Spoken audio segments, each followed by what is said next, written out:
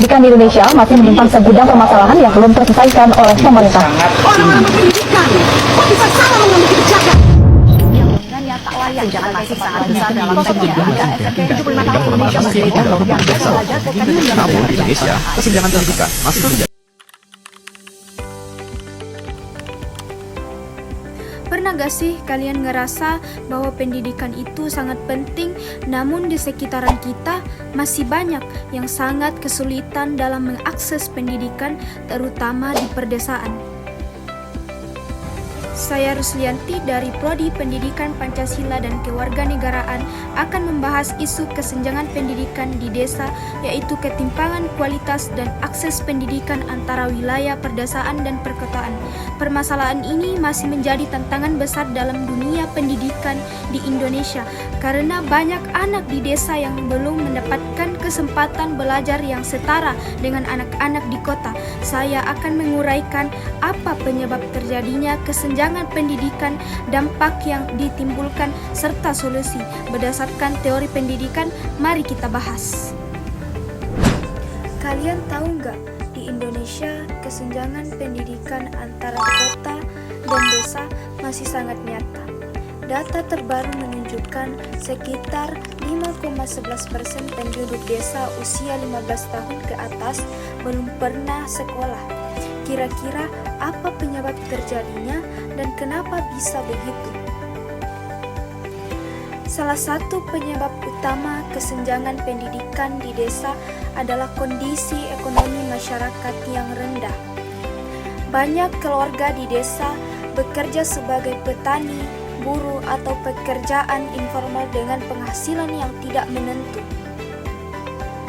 Akibatnya, biaya pendidikan seperti seragam, buku, transportasi, dan kebutuhan sekolah lainnya menjadi beban bagi keluarga. Karena keterbatasan ekonomi, sebagian anak terpaksa putus sekolah untuk membantu orang tua bekerja. Selain itu, minimnya dana juga berdampak pada kondisi sekolah di desa yang kurang layak, seperti bangunan rusak, kurangnya fasilitas bekerja, dan keterbatasan akses internet. Selain ekonomi, faktor budaya dan pola pikir juga memengaruhi kesenjangan pendidikan. Di beberapa desa masih ada pandangan bahwa pendidikan tinggi tidak terlalu penting, terutama bagi anak perempuan. Sebagian orang tua lebih memilih anaknya bekerja daripada melanjutkan sekolah. Selain itu, ada mindset bahwa pendidikan di desa sudah cukup dan tidak perlu bersaing dengan kota. Pola pikir ini membuat motivasi belajar siswa rendah dan kurangnya dorongan dari lingkungan sekitar untuk mengejar pendidikan yang lebih baik. Adapun dampak yang ditimbulkan, kesenjangan pendidikan di desa menimbulkan beberapa dampak negatif, yaitu pertama, rendahnya kualitas sumber daya manusia di desa.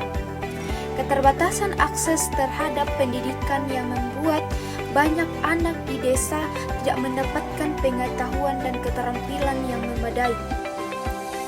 Akibatnya, kemampuan berpikir kritis, kreativitas, dan daya saing mereka menjadi rendah dibandingkan dengan anak-anak kota.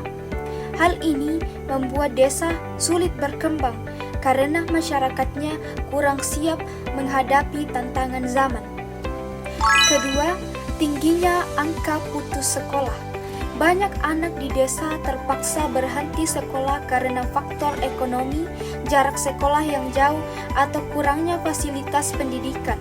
Selain itu, sebagian orang tua menganggap pendidikan bukan prioritas sehingga lebih memilih anaknya bekerja membantu keluarga. Hal ini menyebabkan semakin banyak anak kehilangan kesempatan untuk mendapatkan pendidikan yang lebih baik. Yang ketiga, terbatasnya peluang kerja bagi anak-anak desa di masa depan. Pendidikan yang rendah membuat anak-anak desa sulit bersaing di dunia kerja. terutama untuk pekerjaan yang membutuhkan keterampilan dan pendidikan tinggi. Yang keempat, meningkatnya kemiskinan karena pendidikan rendah memengaruhi penghasilan. Pendidikan memiliki hubungan erat dengan tingkat pendapatan. Ketika pendidikan masyarakat desa rendah, kemampuan mereka untuk mendapatkan pekerjaan yang layak juga terbatas. Hal ini menyebabkan siklus kemiskinan terus berlanjut dari satu generasi ke generasi berikutnya. Yang kelima, terjadinya ketimpangan sosial antara masyarakat desa dan kota. Perbedaan kualitas pendidikan antara desa dan kota menciptakan jarak sosial yang semakin lebar. Masyarakat kota cenderung memiliki lebih banyak kesempatan, pengetahuan, dan akses terhadap teknologi. Sementara masyarakat desa tertinggal. Hal ini dapat menimbulkan perasaan tidak adil dan memperkuat kesenjangan dalam berbagai aspek kehidupan. Meskipun lebih banyak dampak negatifnya, ada beberapa dampak positif yang muncul, yaitu yang pertama, mendorong pemerintah lebih memperhatikan pendidikan di desa melalui program bantuan. Yang kedua, memunculkan inisiatif masyarakat dan organisasi sosial untuk membantu sekolah desa. Yang ketiga, menumbuhkan semangat gotong royong dalam memperbaiki fasilitas pendidikan.